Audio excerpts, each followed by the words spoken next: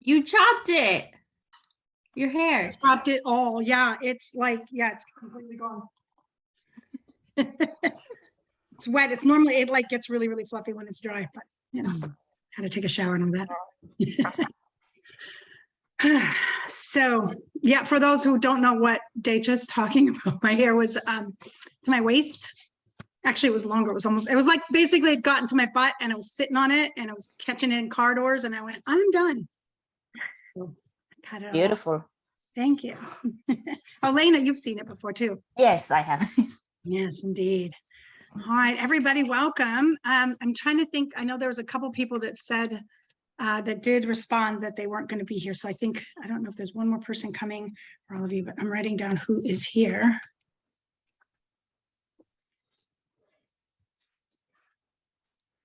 I think we were supposed to have 8, but I saw one that said that they couldn't attend, right?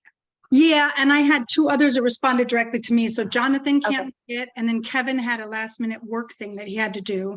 So Jonathan and Kevin can't make it. So that's 1, 2, 3, 4, 5, 6, 7. There should be one more. Who else am I missing that couldn't make it? I don't remember. Oh yeah. No, but you already got her. Mika, you already got that. Mika's not going to make it. Okay, so that's 3, 4, 5, 6, 7. There's one other person. I don't remember who. Okay. Anyway, welcome everybody. This is the, it's kind of an orientation and meet and greet.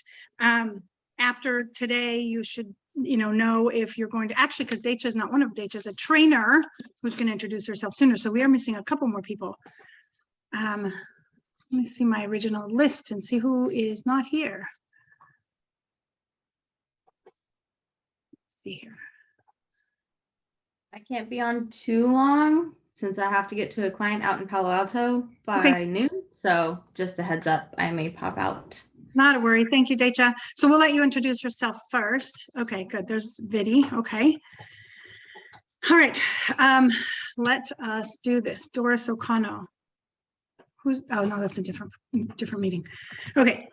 So I'm Cecilia. I'm the manager of the dog training programs at the Humane Society. And I'm excited about having assistants in classes again. We haven't had assistants in classes since the shutdown. Everything closed down and then they went, oh, I don't know what to do. So, and everything's changed around. And now we have the lovely Crystal who is helping us coordinate everything. And I so appreciate all the work that you do, Crystal. I really do. So now you guys have already all met Crystal, except for you, Dacia, right? Crystal, why don't you introduce yourself real quick? Yeah, hi, I'm Crystal. For those that I haven't met, I work on the volunteer team here at HSSB. So my job in this is just to help you guys get onboarded and get you guys on the schedule. But after that, you are Cecilia's volunteers. So. Yay. So, and then, so my team, I have currently, wow, let's see, 6 trainers working for me. 3 of them teach classes indoors, like basic training classes. I have one that's working remotely and 2 of them are just doing sports classes right now. So the plan is we really need the most help with the basic training classes that are inside. If we end up with enough volunteers, then if you guys want to help out in sports classes, we can certainly open that up as well. But we have to prioritize the indoor classes because that's where we need the most help. Because, novice handlers and all of that. So, Dacia, you want to introduce yourself since you need to leave soon? Hi, everyone. I'm Dacia. I've been working with Cecilia, well, if we include my externship, about 2 years, which has been great. And I love working at Humane Society and working with the dogs. I run pretty much most of the beginning. That's all that I'm currently scheduled for is beginning. So most likely I'll see some of you in and out of my classes. But yes, definitely need help with new owners and figuring out how to work with their pups. All right, and I will be muting myself in between because I don't know if you can hear. The bird tends to go crazy whenever there's conference calls and lots of people talking. So sorry about that. I wasn't well thought out when I told my daughter she could have a bird. let's go through and have you guys each introduce yourselves. Tell me a little bit about like just short introduction, what your interest is in dog training, and if you have any background in training. Barb, let's start with you, Barb, and please say your name so that I know how to pronounce it, because I'll probably mess some of them up and I don't like to do that. So Barb. Yeah, hi, I'm Barb. I'm Barb Izzo. I got into a bad bike accident about more than a decade now, and as part of that, I actually got a service dog and worked in helping to train my service dog with professional trainers. And I had owned dogs before that, but the experience of having a service dog, he's now retired now, he's 14 and a half, and going through like the obviously the basic training and the canine good citizen and then the public service test was an amazing experience. And I can't tell you how much of a difference that he made in my life, and being able to get around and go to board meeting. I was, in the corporate world, because I'd suffered some mobility issues because of spinal cord injury. I actually am doing great now. I can handle even rowdy pups. So it's been an amazing, I've had an amazing recovery, but I think it's in no small part due to him, to be honest. And so having that experience, plus loving animals so much and being very tired of the corporate world, I am making a transition now and working to become a dog trainer. I'm actually in dog training school. I'm helping out at HSSV. I'm helping out at Muttville. We're actually working on a farm and teaching goats how to walk on lead with harness, which so far they've been my toughest clients yet, but because they work with disabled adults and kids and they need to get them in the van and then get them to different events. So I'm really excited about this opportunity, and obviously would love to learn from other trainers and spend as much time as I can with dogs.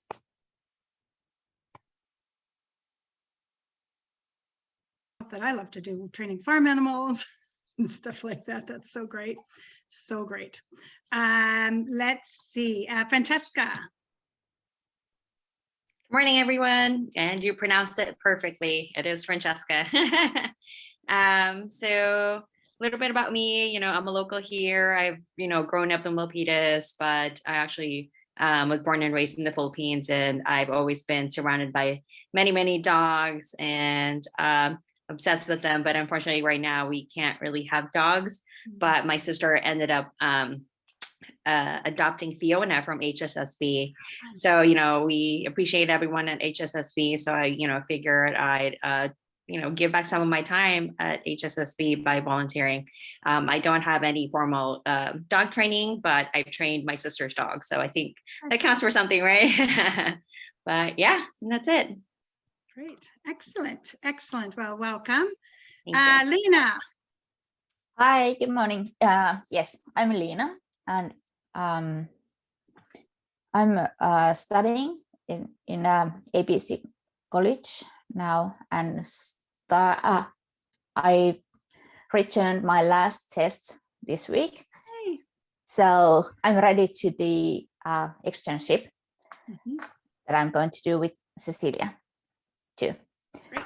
Yeah. And I had 15-year-old stubborn Jack Russell Terrier that turns out to be so good and polite and amazing, my soulmate. And I trained him with obedience and agility and tricks and rat hunting and everything. And he turned out to be best big brother for my younger dog. That is 2 years old, Aussie mix. He is rescue from here. And now he is a legacy. He passed away a few weeks ago. Oh, I'm so sorry, Lena. I'm so sorry. Yeah. But here's Toby still. Good. Yeah. Okay. Oh, I'm so sorry. I know he was an awesome little dog. Oh, I'm so sorry. Thank you. Okay. But welcome. I'm excited about having you join us. This is going to be great. This is going to be great. So, and Yidi, is that how you pronounce your name? Oh yeah, that is perfect. I'm so surprised. Yeah, hi everyone. My name is Edie. Good morning. So right now I live in San Jose area and I have been to HSSA for several times. I was so it's so amazing. I really enjoying like the environment there. Like the dog are very happy and the environment is so clean and so careful. That's why I want to just become like someone who can contribute to the whole you know the dog shelter and help the dogs. The reason why I want to do that is like as a child, I was always obsessed with dog, and unfortunately my parents does not allow me to have any dog at that time. So when I graduated from master school, I decided to have my own puppy, golden retriever. And at that time, I had some like one-on-one session with dog trainer, which I learned a lot from her, my dog trainer. And we spent a lot of time has a one-on-one session, and it's not like a class just for me. It's also sorry, just for dog. It's also for me. Yeah. How to like it's like how the owner behave when the puppy behave. So it's a really good learning experience. So I would say myself is like maybe have some entry level knowledge about how to train the dog. Yeah, and unfortunately, because of some reason, I have separated from with my dog like 2 years ago. So it's kind of bad experience, and right now my apartment does allow me to have any dog. So I just want to maybe I still want to be around with dogs and help them. So that's why I want to be a volunteer at SSA. Great, great. Well, welcome then. So I wanted to go over basically what is expected and what this volunteer position entails. I don't have any graphics or anything like that. I mean, it's basic stuff. But I want you guys to like feel free to ask questions at any time. So like you don't have to wait for me to be done to go, I have a question. You can just either unmute yourself and interrupt me. I don't mind. Or you could do your, the raising the hand thing in Zoom, which is like Control Y on a PC, Command Y on a Mac. Okay, and then I'll know that you have a question. So the duties of the assistants, when you're talking about being a classroom assistant, you're not going to be like doing the training with the dog, but there is a lot of things that we need, and the biggest need is with the puppy classes, and the secondary need that's really high is classes that are at the beginning of a trainer's schedule or the trainer day, or at the end of the trainer day. Because at the beginning, when they first get there, they have to set everything up, right? We got to put the dots out, put signs out, make sure that everything is set up, that the room is arranged. In some of the beginning manners classes that aren't puppy classes, we have to put up barriers for dogs that might have some reactivity issues and such. So so that's being there at the beginning and then being there at the end to help clean up. So I'm going to run down all the duties in general. So the first, during the classes, you'll be helping with the dogs as needed, right? And that's not, like I said, you don't need a lot of training background. We're talking about doing things like distracting excited dogs so that their owners can be listening. Oftentimes, like the owner's frustrated with the dog or doing something with the dog, or the dog's just barking, and nobody can hear, and, if the trainer, like, I like to just be like, look at the dog and then tell the assistant, go help with that dog. If you see something like that and the trainer hasn't said anything to you, just go and do it, and so, what do you need to do? You have treats in your hand. Always ask the owners if the dog has any food allergies, okay? Because unlike shelter dogs where we have no idea, the owned dogs oftentimes do have food allergies that are known. So you say, does your dog have any allergies? And then you can just be like, I'm going to take care of your dog here so that you can listen to the trainer. And that's like one of my favorite lines for assistants to use, let me feed your dog so you can listen to the trainer. And then you can be sitting there doing quietly like, down, you know, things like that, getting the puppy to focus on you or whatever, so that the owner can listen to what the trainer's instructions are. Okay, so that's like one of the during class things that is most helpful. And then, you know, also helping people keep distance between dogs. Oftentimes people are like, whatever, and their leash is way out there, their dog is going to another dog. And, you know, if you have any knowledge of dog behavior, you see the other dog going, oh, why is that dog coming to me? Or maybe I've seen people do that, and like the other owner's trying to work with the dog, and then there's some dog coming at him here, you know, so it's like, oh, why don't you take your leash and go over this way, you know, and help them manage the dogs, you know. So, and be aware too that, you know, what we're doing is a lot of managing. It's your job isn't to train, but to manage, right? And management means that if you need to take the leash, and I'm not talking about yanking on it, but, you know, gently pull the leash to go, let's bring your dog over this way because the dog's not following a treat, then do that, because management is first and foremost, you know what I mean, in order to prevent a problem. You know, it's like I tell people, I'm like, yeah, the leash is there as an emergency kind of backup thing. You're not using the leash for training, but if you need to pull the dog away to keep things safe, then, you know, do that. Okay, so that's kind of things that you'll be doing in class. And then the other thing is during class is cleaning up the accidents. You know, dogs go pee, dogs sometimes poop, dogs sometimes throw up. With throw up, this is what I like to do. I treat throw up the way I treat poop. So, but with an extra level. So I'll take a paper towel. Okay, you can go out to the bathroom. We usually have a roll of paper towels somewhere in there.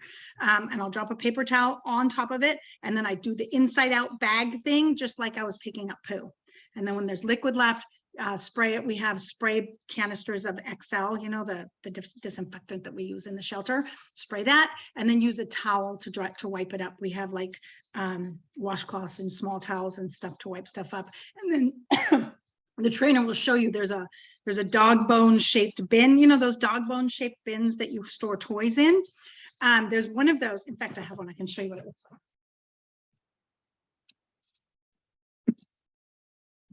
I mean, mine is full of Kongs, okay? There's a bin exactly like this, and that's what you put the towels in. Now my dogs are excited because I picked up the Kong dispenser.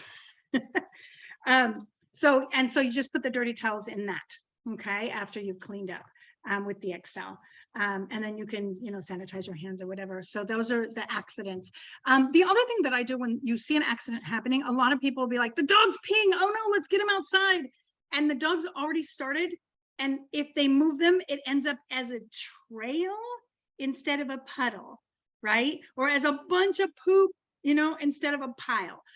So the first thing I do is go, no, let them be there. You know, it's like they've already started. Let's just let them finish. Because it makes the cleanup easier, right? And then they can take their dogs outside if they want to. You know, sometimes they want to see if they need to go more or whatever. But encourage people to let their dogs finish going. And then the next thing I do is like, okay, now you take the puppy over there so the puppies don't step in the pee and make it go everywhere. Okay, so, you know, and that's something too, that to have an assistant that can do that so the trainer can continue teaching is super duper helpful, you know, because otherwise when we're by ourselves, we're like, okay, hold up the class, don't move the dog, let's take care of this, you know. So that's where it's super, super advantageous. And that's why we really need most help in the puppy classes, because that's where they're most likely to have those accidents, right? As far as giving tips, like training tips to students, if somebody's really, really struggling, if you want to basically parrot what you heard the trainer say, that is okay, as long as it's okay with that trainer. Always check in with them, but try not to give advice that you know from your background, because it might be conflicting with what we're teaching them, okay? Or it might be confusing for the handler, okay? So if you heard us say something and you want to repeat it, that is great. You know, it's a good way for you guys to memorize it too. But try not to like draw from your own experience and say, oh, I've done this in the past, because it might not be necessarily what that person needs. Remember that dogs are different, people are different, and so forth. Okay. Does anybody have questions about that part of the tasks? Yeah, pretty easy. Pretty easy. So then the next thing that we do is, you know, the setup before class and cleaning up after. Setup before class is pretty easy. You go in, you help the trainers set up barriers if needed.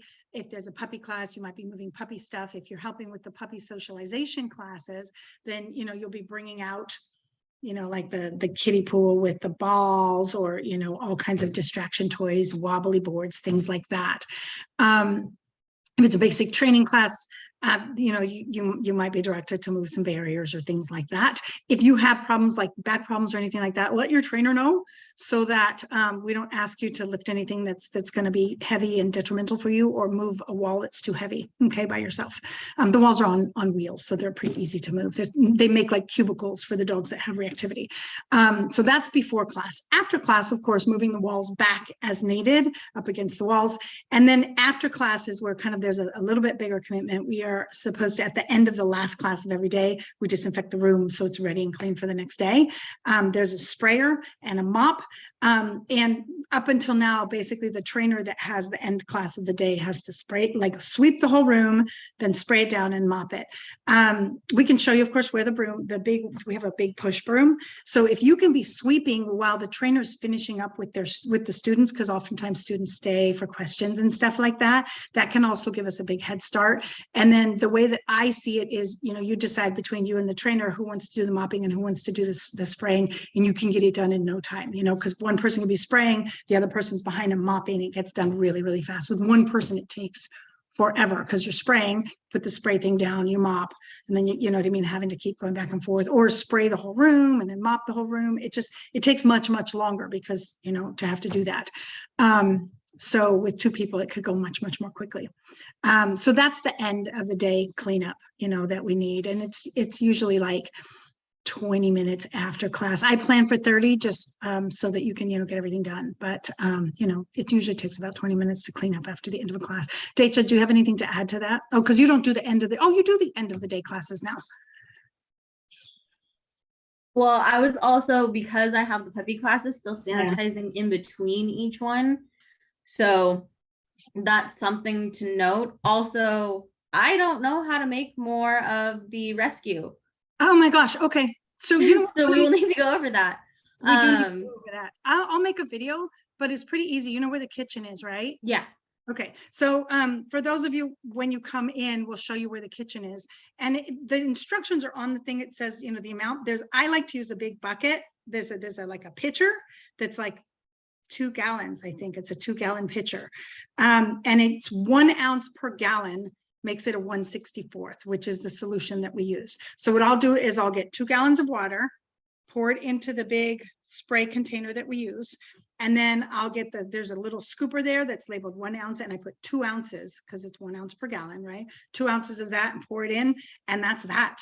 And then just rinse everything and put it back on the thing to dry. It's super duper easy. I'll make a video for it and post it up. I just wasn't sure where all the measurement things were, because I've done that before. I know. Daycare and all of that. So I was like, yeah, I know how to do it. It's just a matter of all the. Yeah. So I use the big white pitcher that's there.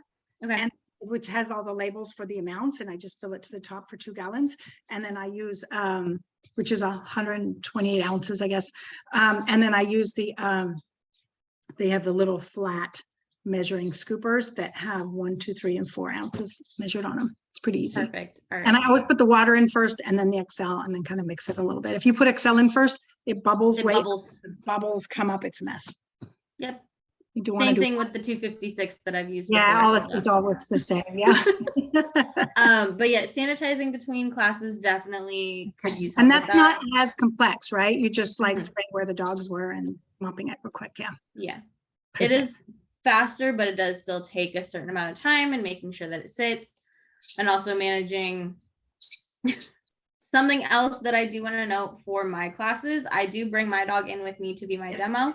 Yes. However, I have a lot of students that don't realize that I still need a decent amount of space for him, and their dogs are right up in his face in the crate, and so he's getting frustrated, and I feel bad. Yeah. So helping manage, you know, distance. I mean, he's tucked in a corner as best he can be, but then when there are dogs directly in his face, he has nowhere to go. So helping keep that bubble for my dog in his crate while, you know, I may be managing with someone else and things like that can definitely help. I try to remind people, never ever let your dog approach a dog in a crate, because it's unnerving for the dog that's stuck in the crate.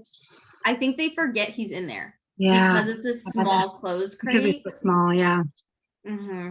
So I have I'll stand in between them like, oh no, we're not gonna go there. And then the owner's like, oh yeah, I forgot. And I'm like, you've been here how many weeks? And he's been here every single one of those weeks. Keep pulling him out to demonstrate. Hello.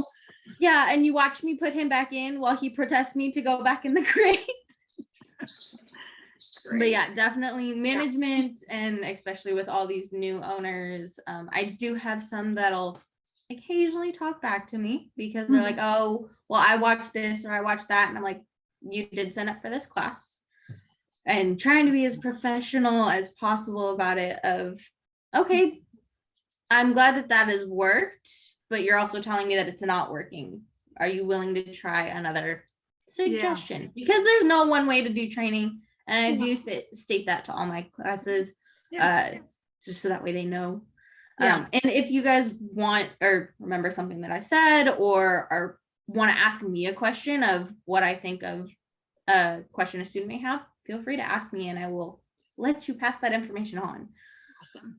Yeah. So does anybody have any other questions on that? I do have a quick question. So are there any like checklists or for the beginning or end of day tasks? There are not, but you know what? I can make one. And so I will. So the answer is there will be. Thank you. Perfect. Sounds good. All right. I'm going to make myself that now. List for beginning. Also, it was lovely to meet all of you, but I do need to be heading out soon. So hopefully I'll see some of you guys in my classes. Hi. Thanks, Bye, guys. Bye. All right. Bye. All right. That is perfect timing. So I just have one little bit and then I'm going to hand you over to Crystal. Oh, there you are. Like the whole page rearranges when somebody leaves. I don't know where people are. As far as commitments are concerned, what we really hope for is, so our classes are 6 weeks long, and we really hope for that commitment. With the beginning level classes, it's actually only a 5-week commitment, because with the beginning puppy and beginning manners, it's still and forever going forward, we're going to do a Zoom orientation because it's easier.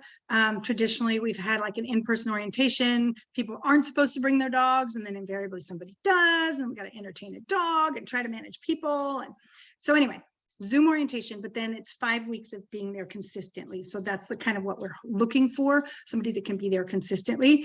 If you know in advance that you're going to be gone a certain week, to let your trainer know as soon in advance as you know, so that they know to be prepared to not have you there.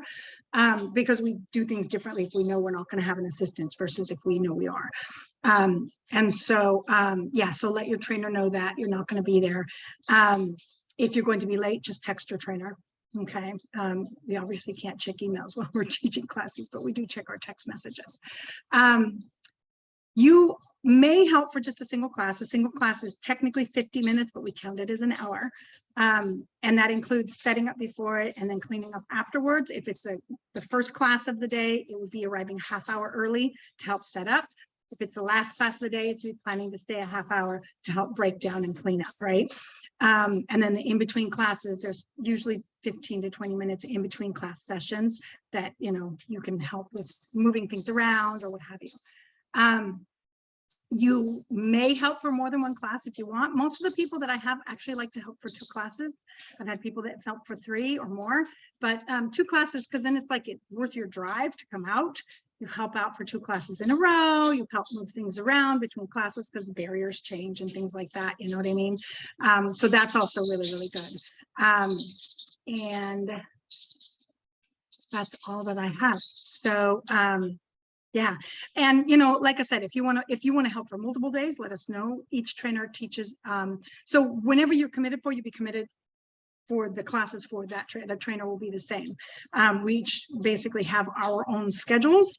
And so each of us teaches on given days. Like I teach on Wednesdays and Saturday afternoons. Deja teaches on Sunday mornings and I think Thursday afternoons. I don't know. I have to look at the schedule, right? So we all have the times that we are always going to be there. So, once you've made a commitment, it's with that trainer. If you want to work with multiple trainers, that's great. For those of you who are looking at becoming trainers, I encourage you to try helping multiple trainers and see how different people do things, because you can get a lot out of different people's styles and say, oh, I like what this person said about that. And I like what that person said about this, and kind of develop your own style.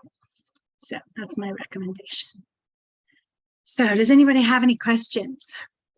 Do the trainers, what are they using for markers? Are they all, do they do clicker training? So great. Oh my gosh, that's a really, really great question. And you know what, actually, now that I think about it, I did say the commitment is 5 weeks, but I encourage all of you for the first round to come to the orientation, the week 1 orientation, if you would. So let's make it that, so that they show up for the orientation. And when we put you, when you've committed to it, I'll make sure that the trainer knows to add you to the invitation so you can do the Zoom the first week, because that explains all of that. Barb, really, really a great question. We are dealing with a lot of super novice dog owners, and a lot of dog owners who have had dogs their whole lives, think they know what they're doing, or they kind of don't. And so we do use marker training, but we don't insist on a clicker. You know, the most recent studies that I've read suggest that dogs, because they are so attuned to humans as compared to, say, I don't know, rabbits and chickens, they tend to respond as well to verbal markers as they do to clickers, as long as the timing is good. And these novice trainers, their timing is going to be what it's going to be, whether they're using a clicker or a verbal marker. I have found that for some people, verbal markers are actually much easier for them. The one thing I do insist is that the verbal marker be something short and concise. But again, these are pet dog trainers. So like if a person is telling their dog sit and their dog lies down and they don't care and they're never going to care, then I don't care. You know, my goal is to make them happy with their dog so that they keep their dogs in their homes. Does that answer your question? It's a little more information, I think, than you asked. No, it's great. Yeah, thank you. Yeah, I mean, it's kind of the nature of pet dog training versus, you know, training for, you know, competition obedience or, you know, professional training kind of thing. So, yeah. All right. Any other questions on the training front? Actually not training, but as far as the volunteering, like the commitment for the hour, so is it only like for one class, or we have the chance to, you know, do multiple classes? Or Yes, absolutely have a chance to do multiple classes. I leave it up to you. You know, obviously one class is the minimum. You can't be here for half a class. But if you wanted to do 2 classes in a row or 3 classes in a row, we love that. It's really nice for us to have consistent, you know. So yeah, if you wanted to commit, I have, you know, I like to have people that are committed to like a couple classes in a row, 2 or 3 classes. So if the schedule works for you, that's fantastic. okay, sounds good. I have a question regarding schedule. Like, what is schedule looks like? Is from Monday to Sunday, or is have certain day that we have classes? Yeah, so each of the trainers teaches on a given day. So each class session meets once a week at the same time for 6 weeks in a row. So when you commit to a schedule, it'll be that day of the week at that time, once a week, you know? So, yeah.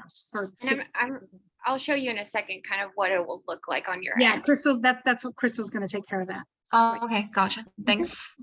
All right, so if we have no more questions on the training front, and if you do, you can always email me. I'm going to pass it to Crystal. Yeah. Hi, everyone. So thank you, Cecilia. If you want to stay on the line though, just okay, just in case I get something wrong. So I wanted to give you guys just like a brief orientation, our new volunteer orientation. I'm not going to give you the full thing because you're not going to be working with our shelter dogs. And Barb, I apologize because you've seen this already. But oops, Cecilia, do you mind enabling the screen sharing for me? Thank you so much. And I'm mostly going to show you guys how to sign up for shifts. All right, let's try this. Okay. All right, well, firstly, this is kind of the map of our campus. I think you all have been here, but just in case you haven't, this is the training room. It's right next to our dog park. So that's where you guys are gonna be stationed at the start of every single one of your shifts. And at the end, you're gonna start and end in the volunteer center because this is where our clock-in computers are. Your clock-in code is just gonna be your phone number without the area code. And don't worry if you forget that. When you're in, we'll just remind you. Just make sure to clock in and out for every single shift. And then you'll mosey on over to the training yard. And then some of these classes are after hours. So in order to get into the volunteer center, you may need to go through the training doors, in through the inside doors to the volunteer center to get there to clock in. Just because our front lobby doors, they do close at about 6 p.m. every night. So if your class starts at 7, then you'll have to go in through the training doors. Let's see, what else do I want to tell you guys in here? There's a couple perks to being volunteers. You get 50% off the adoption fee. You get 20% off our whole pet store. If you want to go buy an HSSV t-shirt or sweatshirt, that's where you can buy one. You also get 10% off vaccines at our medical center. And then we just signed up with a Pet Food Express superhero program. So if you want 10 to 20% off of your purchase at Pet Food Express, just come by and see me. I have them sitting on my desk and I can give you one of those cards. Dress code is very important, especially because you guys are all working with dogs. We require every volunteer that's coming on site to wear long pants, preferably jeans, and closed-toed shoes, as well as a volunteer shirt. But if you don't have one, just any plain shirt or shirt you don't mind getting some dog slobber on or some muddy paws on. Go ahead. For the dog training classes, any shirt, as long as it does not have any logos for competing dog training programs. Okay, so super important. And then Cecilia, do you give them name tags or do your? You know what? We haven't had name tags. I should start giving them name tags. I can certainly start doing that. So Yeah, I know. coming with the I mean, volunteer badges, so. I print them out for new volunteers all the time, so I can make some for these people too and just give. Oh, that'd be fabulous. Or you know what? If you want to send me the template, I can make them too. That works too. That works great. And then I have all these like the lanyards and the stuff to put the things in. They're all in the volunteer center. So Okay, cool. Thanks. I can give you some of those. Awesome. That'd be great. Thank you. Okay, so let me jump into our logistics program that we use for scheduling. So you all are going to have logistics accounts. I haven't yet made them, but I will, and I'll send you out the link by the end of today. So what that looks like on your end, this is what it's going to look like when you log in.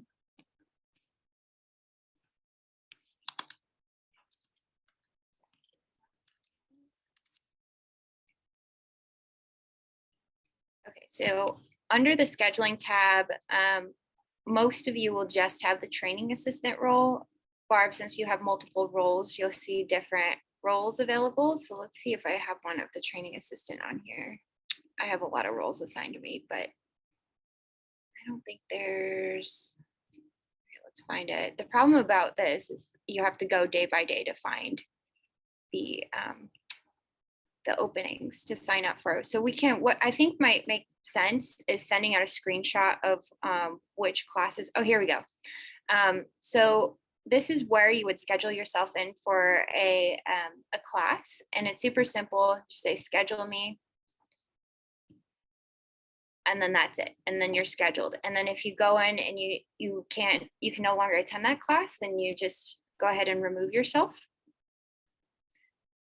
And then, like Cecilia was saying, if they're for that series of classes, you would just want to go in for the next 5 Saturdays or whatever it is and sign yourself up for the same Saturday class if you are able to complete that series, right? That's what you want them to do. Right? Yes, that is correct. And then the secondary part is once you've removed if you have to remove yourself, please make sure that you also communicate directly to your trainer, because all of our trainers don't have access to the logistics system. So we're relying on Crystal to let us know when that happens, but let's just, if you let the trainer know, it kind of makes things a lot easier and smoother. Yeah, that might be best because in case I'm off on Sundays and Mondays. So in case it's a Sunday or a Monday class, right, I won't know. So texting the trainers would probably be the best way to let them know if you have to last minute cancel. If you have to cancel, if you have to cancel within a week, you can always email me and I can pass it along. But honestly, the best thing to do is text your trainer directly or email them, or texting. You said texting was preferred. Texting is preferred, yeah. But talk to the individual trainer once you meet them. Yeah. So this is kind of what, and maybe I'll just send the snapshot out to you, Cecilia, so you can send it out to them, or you and I can talk about how or when we want to have them start scheduling themselves in. But these are what all the classes are like in a big picture shot. I don't know, we're right in the middle of a series, right? Yeah, kind of. Yeah. So we're always in the middle of a series. Classes kind of roll into each other, so they overlap the way that they start. So like I'm starting a new Canine Good Citizen class this afternoon. I have classes that started last week. I have classes starting in a couple weeks. So we always have new classes starting. So Okay. I don't know how. Yeah, but we can take assistance at any point. You know? Okay. And then when they talk to the trainer that so what I'll do, because I get the notification, like when you just did, you added yourself and removed yourself, it Mhm. just gave me a notification. Oh, perfect. I know, Perfect. right? And it was like fast, it was right on it. So Great. yeah, so I'll get that notification. But again, if it's just like last minute, if it's within 2 days, please text your trainer, because I don't have time to check emails on Saturdays usually at all. You know, or Sundays. Yeah, but if once you communicate with your trainer, you know, they'll tell you, well, this is the days that I have new classes starting, and then you can, you know, look at what you can do from there. And like I said, 6-week commitment is ideal, but if you can commit to most of it, but you're going to have a skip day here and there, just let your trainer know in advance. And so after you guys have your logistics profiles made, you can go into that link and sign yourself up. Cecilia, is it okay if they just sign up for any of these classes that are listed in this next month? Okay. Yes, it is. And like I said, if you see that there's 2 classes in a row, we prefer the first one if you can only do one or the other, you know, because, or if it's at the end of the day and there's 2, like in the evening and there's 2 classes in a row, we prefer the last one. So the ones that are earliest and the ones that are latest. So weekends start at 9 o'clock and end with like the 4:45 or 4:30 class. And then on weeknights, well, we have some afternoon classes, but mostly like from 6 o'clock onward. And then the last class of the day usually starts, we put it like 7:55, so it doesn't have to say 8 o'clock. The only other thing I want to mention about the schedule is that logistics is tricky, and I can't put in like 6:15 or like 6:45. So some of these classes, I can't even remember which ones, but some start 15 minutes earlier than the actual class. But they're always going to be earlier. They're not going to be later. So Oh, perfect. Okay. just a heads up that like to when you guys are signing up that, you know, if a class is 6:30, it may be a 6:45 start, but that's okay because it sounds like you want them there earlier anyways to help with setup. Yep, exactly. Cool. Is there any questions about putting yourself on the schedule, scheduling, or anything else in general? I have a question. Mhm. Where we get the phone numbers to trainers? Is there So- some kind of list? You know, I don't have a list. I should send you guys a list of all the trainers' phone numbers. But when I get notified that you've signed up, then I will forward your information and put you in connection with the trainer that you'll be helping. or Okay. training. Yeah. So Good. you'll have contact with your trainer. Mhm. Okay. Cool. Any other questions about scheduling? Nope. I think all this stuff is just, we've already talked about it. If you can't make your shift, you know, this is different than from working with our shelter dogs. Please let your trainer know if you can't come. You can always, once you are, I know a few of you applied for our dog socializer role and didn't get in. Once you are, now that you are a volunteer, I will say it's a little bit easier to get in to volunteer for other roles. So I did want to mention that as well. You can always add on another role if you see another role pop up. I'll also be giving you guys volunteer website access. You won't be needing it too much since you're working with public dogs, but in there we will post updates of when we are recruiting for other roles. But your priority right now is to be a training assistant, and then after you've done that for a bit and you want to add something else on, then you definitely can. I think that's it for me. So is there any other questions? Does anybody have any questions?